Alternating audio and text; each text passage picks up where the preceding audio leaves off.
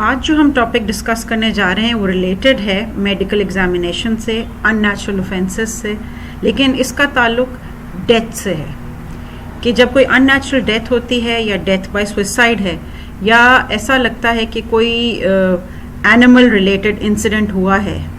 कि एक विक्टिम की डेथ हुई है, तो उस पे क्रिमिनल प्रोसीजर क्या कहता है, उसमें क्या इंक्वायरी होती है और कैसे उस पर इंक्वेस्ट यानी एक जुडिशियल इंक्वायरी कैसे की जाती है। तो इस पे हमारे जो प्रोविजन है रेलेवेंट लॉ की वो है सेक्शन 174 CRPC। इसमें बताया जा रहा है कि किस तरह से पुलिस जो है एक सुसाइड या अननेचुरल डेथ को कैसे इन्वेस्टिगेट करेगी। The officer in charge of the police station और some other police officer specially empowered by the provincial government, यानी इंचार्ज है पुलिस ऑफिसर एक पुलिस स्टेशन का या जो भी प्रोविंशियल गवर्नमेंट जिसको भी ऑथराइज करती है, specially empowered on receiving information that a person has committed suicide, has been killed by another or by an animal or by machinery or by an accident, यानी accidental death है, किसी machinery में आके उसकी death हो गई है, कोई एनिमल रिलेटेड इंसिडेंट से डेथ हुई है, या he has died under circumstances raising a reasonable suspicion that some other person has committed an offense, यानी reasonable अगर suspicion है कि वो suicide नहीं है तो भी जो उसका procedure है वो इस section के तहत गवर्न होगा। That police officer shall immediately give intimation thereof to the nearest magistrate, यानी nearest magistrate को इस information से आगाह किया जाएगा। Who is empowered to hold inquest, यानी judicial inquiry वो इस तरह की डेथ पे जो करने का मिजाज होगा या जिसके पास इख्तियारात होंगे उसको ये इंफॉर्मेशन भेज दी जाएगी। Shall proceed to the place where the body of such deceased person is, and there, in the presence of 2 or more respectable inhabitants of the neighborhood, shall make an investigation and draw up a report of the apparent cause of death, describing such wounds, fractures, bruises, and other marks of injury as may be found on the body, and stating in what manner and by what weapon or instrument such marks have appeared to have been inflicted, यानी जो body जो एक crime scene होगा जहाँ पे body पाई जाएगी वहाँ पे पुलिस ऑफिसर जो इन्वेस्टिगेशन के लिए जाएगा, वहाँ के जो लोकल्स होंगे 2 रिस्पेक्टेबल्स, उनकी मौजूदगी में वो जो है रिपोर्ट तैयार की जाएगी कि क्या बॉडी जो है किस हालत में पाई गई है, उस पर क्या क्या निशानात थे, किस किस्म का इंसिडेंट लगता है, वो उसके ऊपर सारी एक रिपोर्ट बनाई जाएगी। The report shall be signed by such police officer and other persons who are available at the point, and it shall be forwarded to the magistrate who is concerned. When there is any doubt regarding the cause of death, and when the police officer considers it expedient, he shall, subject to the rules as provincial government may prescribe, forward the body with the view to its being examined to the nearest civil surgeon। जैसे हमने पहले बात की कि एक victim of the crime जो है जो कि अलाइव है, जिसके साथ एक क्राइम हुआ, उसका कैसे एग्जामिनेशन होगा, यहाँ पे डेड बॉडी यानी ऑटोप्सी के लिए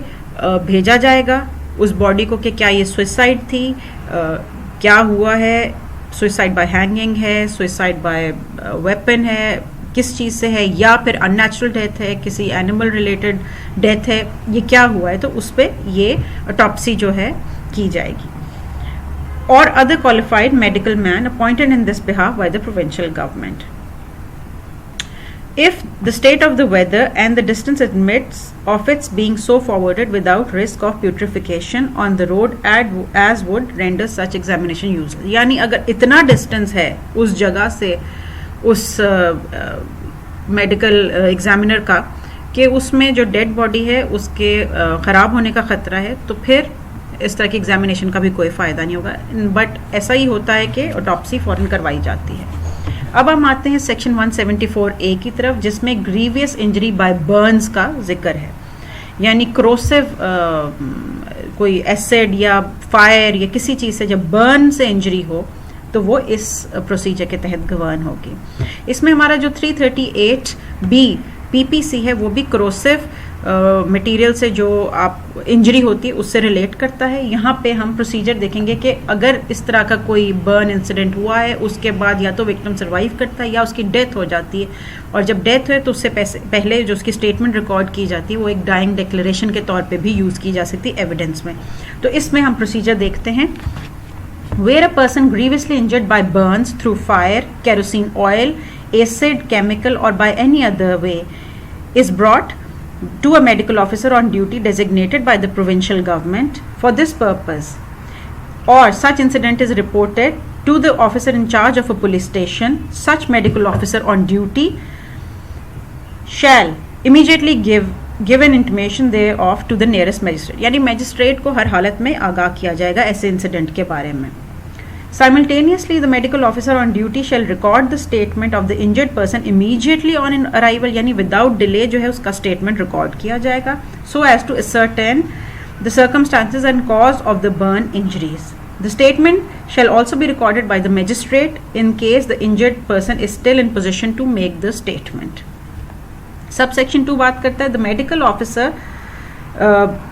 as the case may be, the magistrate before recording the statement in subsection 1 shall satisfy himself that the injured person is not under any threat or duress, यानी वो consent से ये statement कर रहा है, उसको कोई थ्रेट नहीं है, कोई ड्यूरेस नहीं है, कोई उसको फोर्स नहीं कर रहा है statement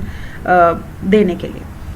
The statement so recorded shall be forwarded to the session judge and also to the district superintendent of police and officer in charge of the police station for such action as may be necessary under this code. यानी फिर जो